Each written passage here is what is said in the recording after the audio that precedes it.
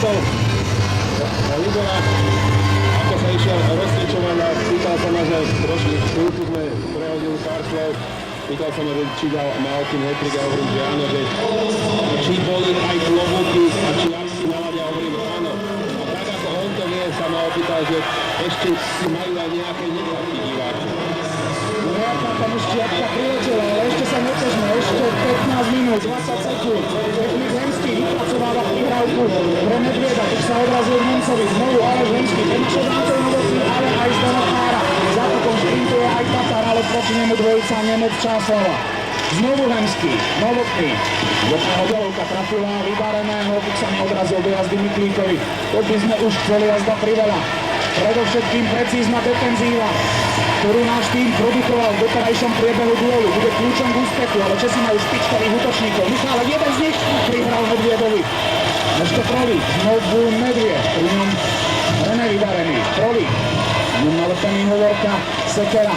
Zvládol napádanie Michalka a môžeme ísť dopredu. Česi prepadli v útočnom pásme, je tam prečíslenie, tu vedie Tatar. Už to trošku zbrzdil. Jedna strela od zadného mantinelu, ktorá sa nedostala k Bližňákovi. Baranka, ale puk potrebujeme teraz držať do svojej moci, pretože keď ho Česi nemajú, tak nemôžu znížiť, nemôžu dosiahnuť kontaktný gól. Výborná Baranková prihrávka na Franka Radivojeviča. Ale v zápätí Prolík berie našim tu v strednom pásme. Ale v zápätí aj zaháňa svojich až za Kovážovú bránku. Ešte 14 minút našich postupových ambícií a zároveň českých nádejí na zvrat v tomto stretnutí. Laco rozohral, prenechal puk Sekerovi, ten našiel Koteckého.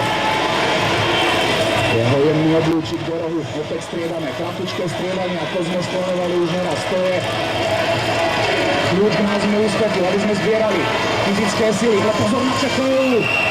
Lúkov oblúčik, skončil Uhraca, Krejčí, to nestihol pečovať, pokračujeme po krátkej reklame.